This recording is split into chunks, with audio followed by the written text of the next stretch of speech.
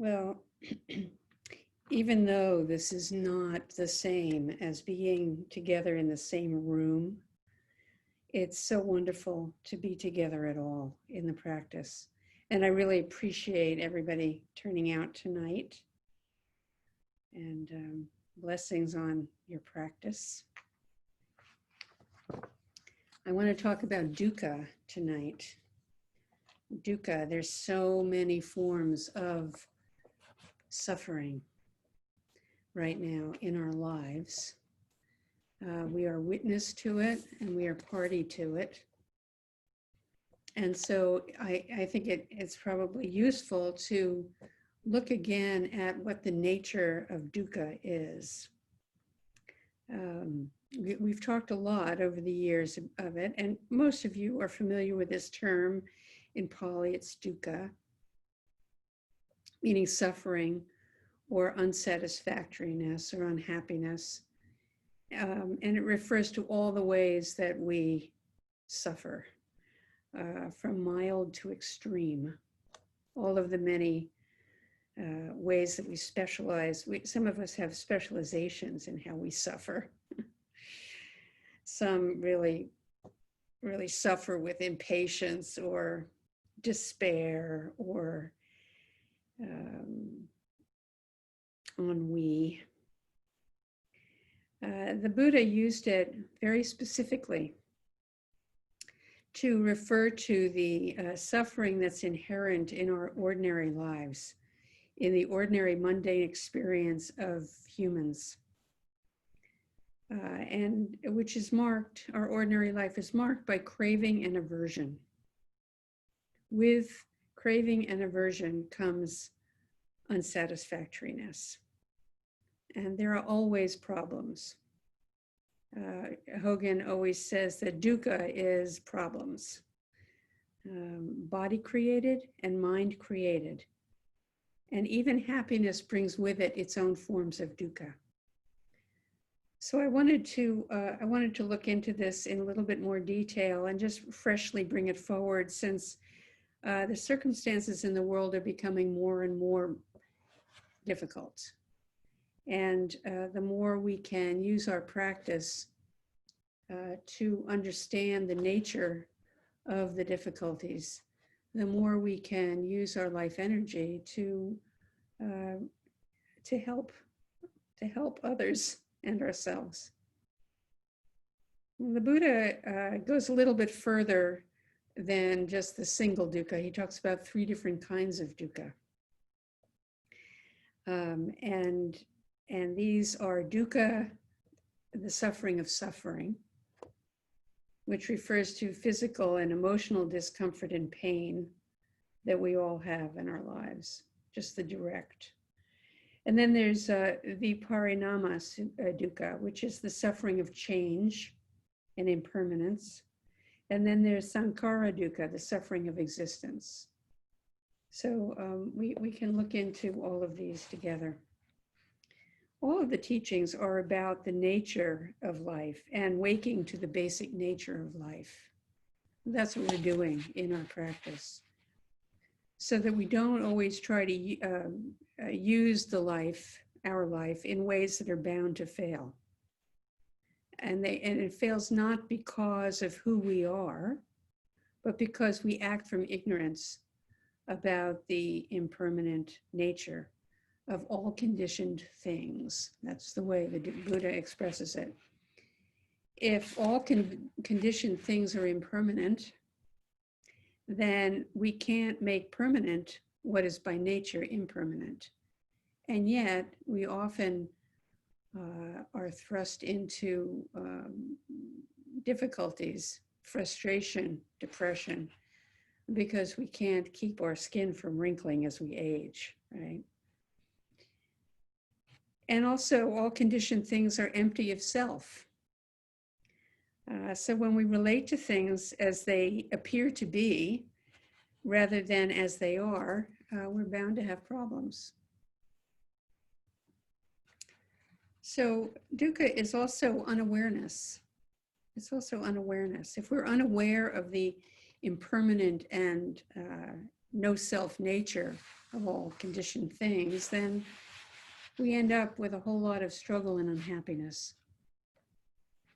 We end up expecting, we take a bite of an apple and we get an onion. We get a bite of an onion. And this is a very disturbing experience. And on top of all that, we take it all personally. We take it all personally as though things not going our way is because some problem that we have or somebody else has. We project it onto somebody else. We congeal around our mistaken notions of identity. We identify with our ideas and our beliefs. There's something called the 4 agreements. I don't know if any of you are familiar with that. Nice, simple way of laying some of this out.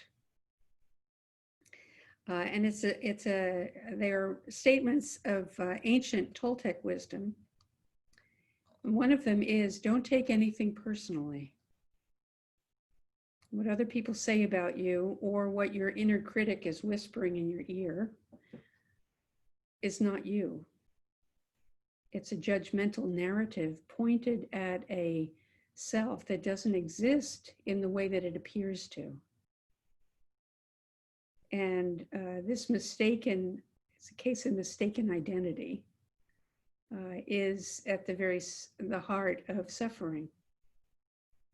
It marks suffering. Where there is suffering, there is an incomplete understanding of self. So that's Toltec. Toltec and Buddhist.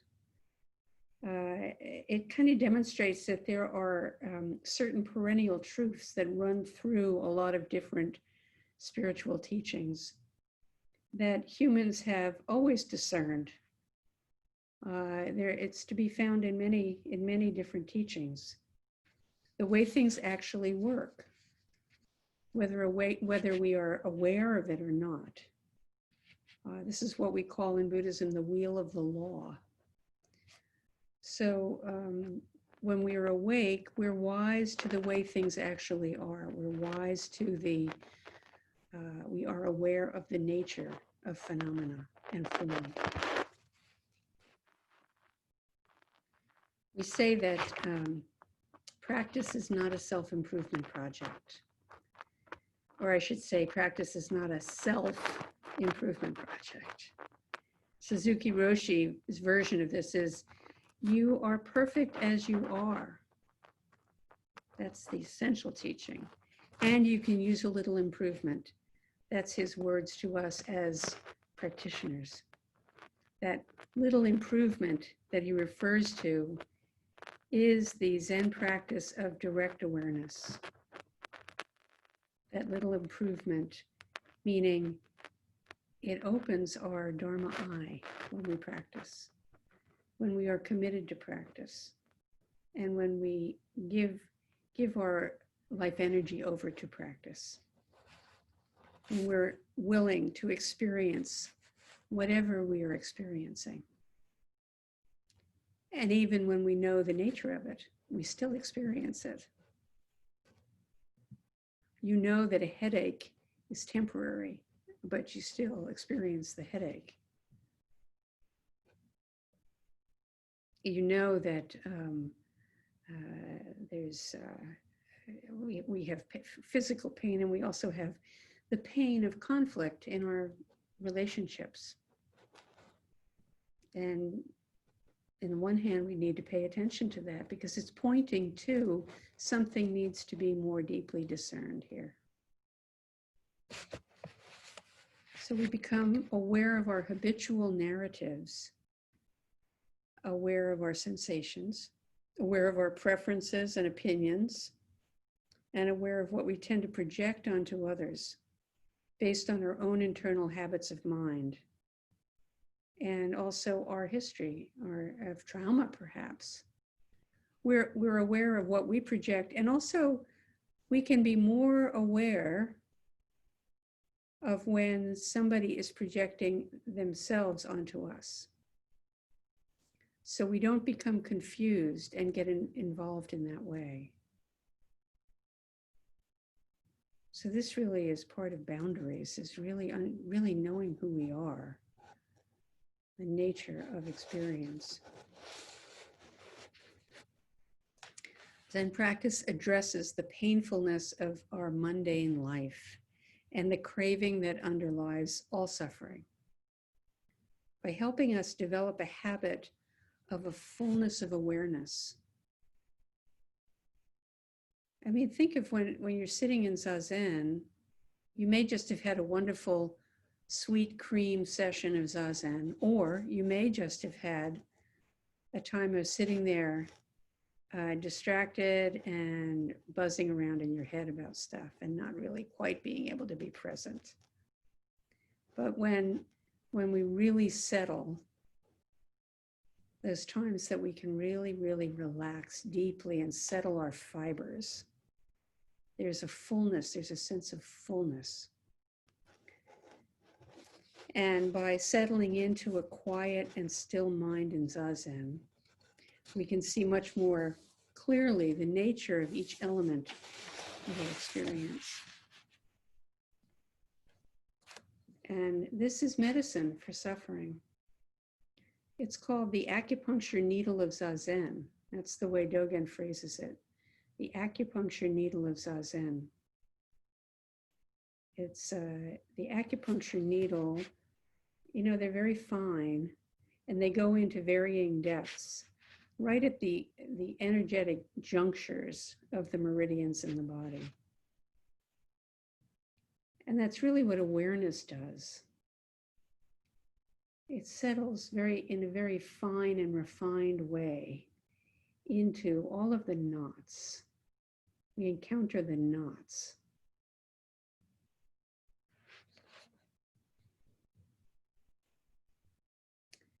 And when that happens, it's not that we no longer have problems or we no longer encounter difficulties and challenges in our life. But when we know the nature of them, we come into a kind of faith in living wholeness, in our living wholeness. Its textures and oddities and playfulness. And from that perspective, if I can't see what's good about a situation, with the mind of faith, I can know that somehow this too is part of the whole wider field of my life. And there's something to be learned here. If I can hold steady and not know, but really thoroughly experience. So this lets us be more creative and free from fear. Fear blocks our connection with our experience. It immediately grips around it. It blocks our availability to experience serendipity. And the energy, it takes so much energy to grip into fear. And it cuts us from the energy and the patience needed for learning from what's going on, for seeing more deeply into what's going on. The wider view that comes over time with Zen practice is a kind of discerning wisdom that shows us how to address what can be addressed.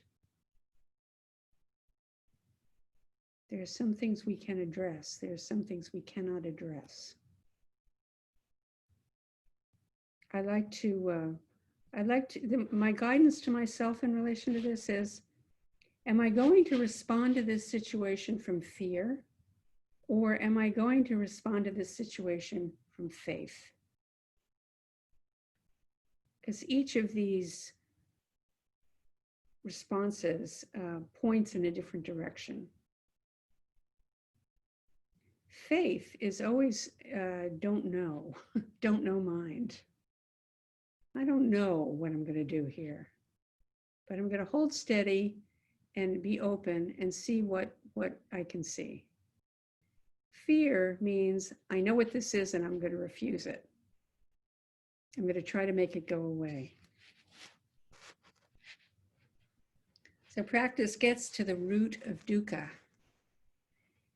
in the span of a moment or in a lifetime. The Buddha set us an example of an ordinary human being who was able to see into the empty ground, into the source of suffering and dismay, of sickness, old age, and death. We think of that as a single event that then clears the field. But Dogen, a more modern Buddha, he lived in the early 1200s, affirms the value of continuous practice as the way, which I think is probably more accurate for most of us. So that helps us, if continuous practice is our way, that helps us drop our demand and impatience that we can bring to our lives and to our practice when we're willing to continuously look into our own direct experience as the doorway. These are the Dharma gates are boundless, I vow to enter them. That's what that line points to in the Four Vows. Being willing to continually practice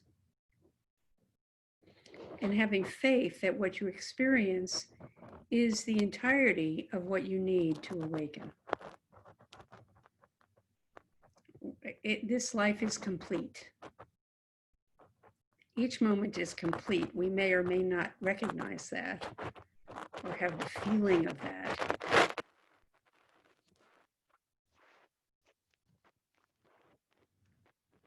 So it's an ongoing process. It's not necessary to carry a belief that if you're a good Zen student, you won't encounter difficulties with yourself or others. That's a really, really unfortunate, mistaken notion that many of us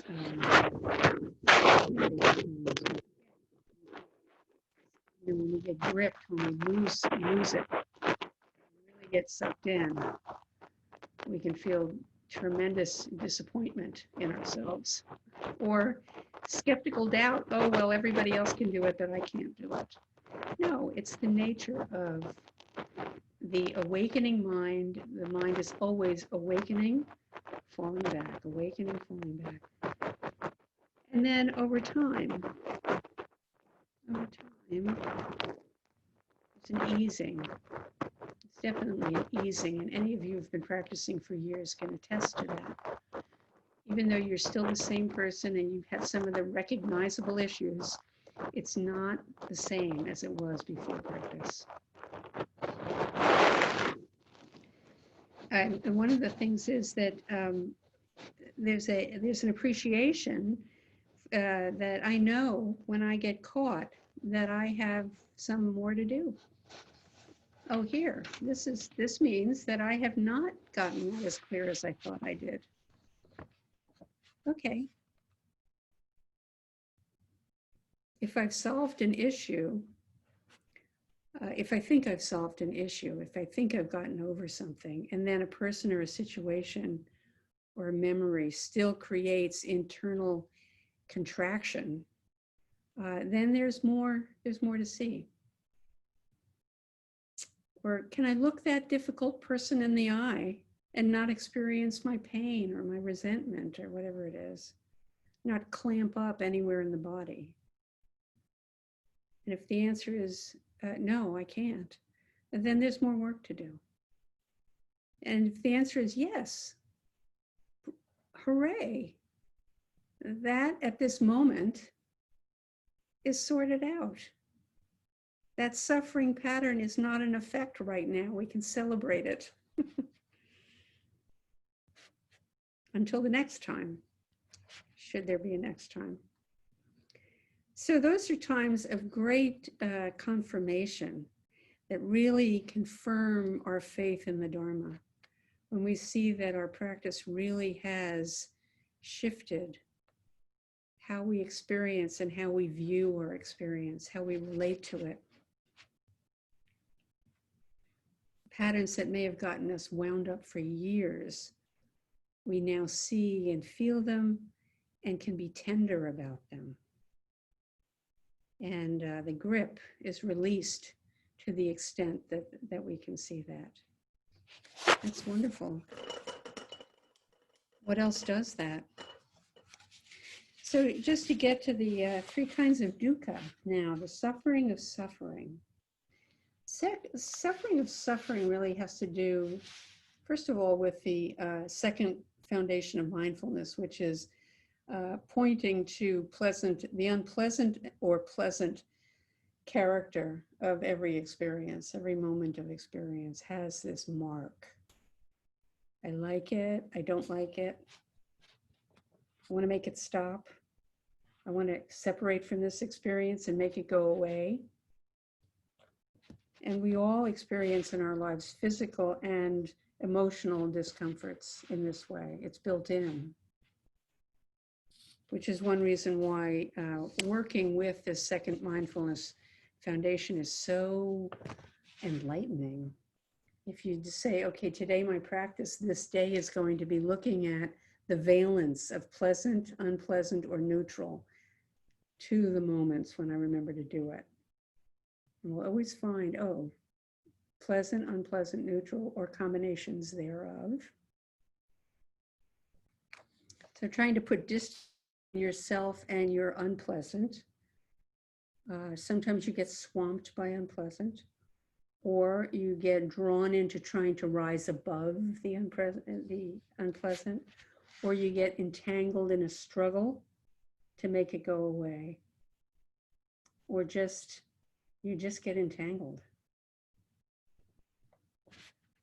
But then there's also always another possibility when we remember to simply experience the body's sense of contraction, whatever the qualities of that are, with curiosity and openness, like a friend, in a friendly way, being willing to just say, okay, friend, I feel you.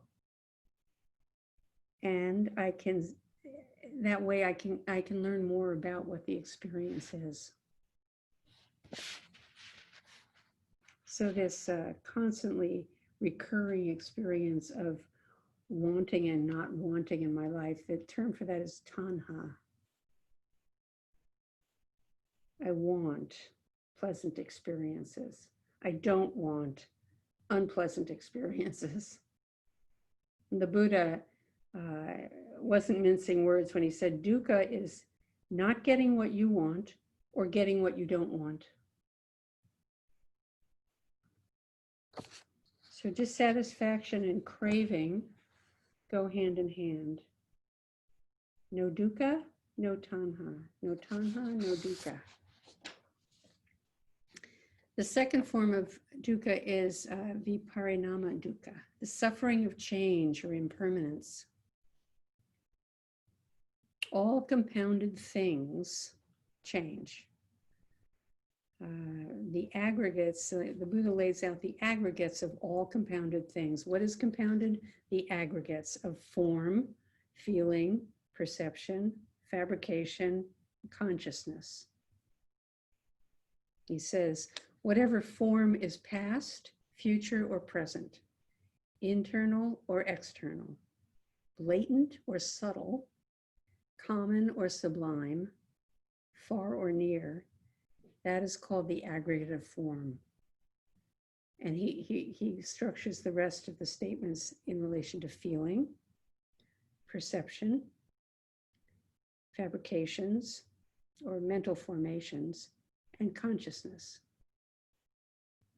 This term includes, consciousness includes external objects and situations such as mountains, fields and forests, towns, cities, food, drink, jewelry, cars, and computers. These are external forms. Internal forms, thought, memory, fantasy, opinion, meaning, urges, all the immaterial internal. All of these are of the nature of change. They all bedevil us if we take them for permanent.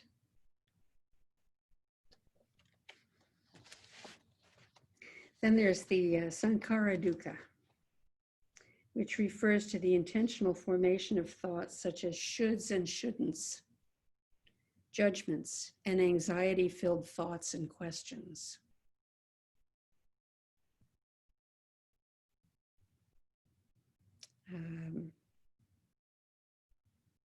It's the craving for things as we want them to be.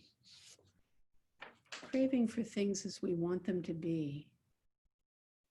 It's so helpful when we catch ourselves in a thought form like that.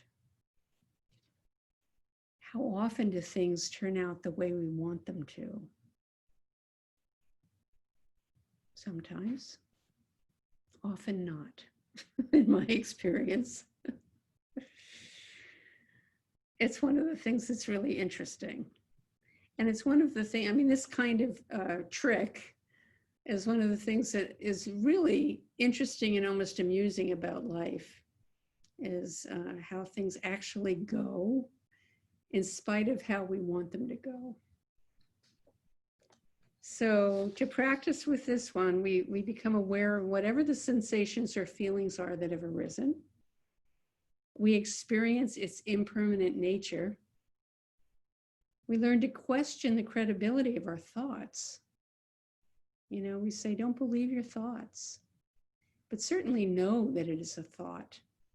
And one of the beauties of Zazen is you can sit there and you can watch thoughts arise unbidden, and then what happens to them, you know?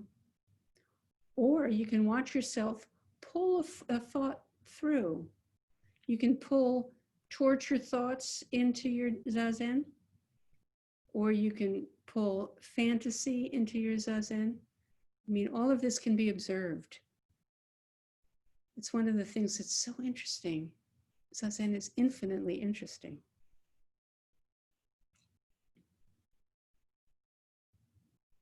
So anything that I hold as me or mine is continually challenged by conditions, by the actual conditions of our life. Aging is a great example of this, or any life transition. Graduating from college, suddenly you're out swinging in the wind. A lot of people are experiencing this at this point. You have to find some kind of ground from which to take the next step. Or becoming a parent. Our sense of wisdom and patience and free to be me really gets challenged in a circumstance like that. Or when we start a new job or lose a job or become sick. Our actual life is unfolding in spite of our plans and our wishes. So as long as we cling to the conditioned life as our ground, things will not turn out well. That's the way Thubten Chodron talks about this, the Tibetan teacher. Things will not turn out well. Well, sometimes they do, even though we don't think so at the time. You know, as long as we're praised or we get what we want, then we're happy. But even when we get what we want, if we keep going after it, after a while, we get sick of it. So this is part of the dukkha of happiness. Or we get what we want and we become afraid of losing it. Even when things give you pleasure, there's the mind of clinging that becomes problematic, including Dharma. When we bring the mind, the same clinging mind to Dharma, we do a practice with a gaining idea or a keeping idea. We have a lovely moment and we want to hold on to it. We want it to be there forever. Or we want to be like somebody we think is enlightened. And then we get really disillusioned. There's a lot. I mean, in practice, in Zen practice, it's all about disillusionment. It's all about seeing through our illusions and delusions. There's a lot of disillusionment. To the extent that we're carrying illusions about the nature of life, we are going to be dissed.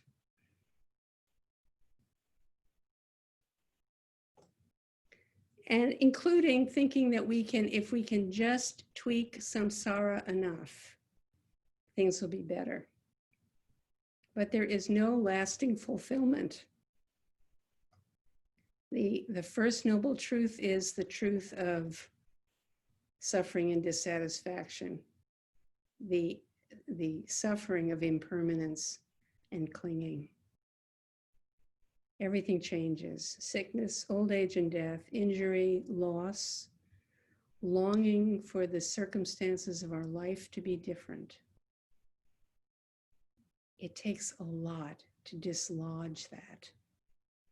So we keep practicing to be able to enjoy the circumstances of our life as they are and see them as our treasure for offering all of our life energy in a way that we are best suited to.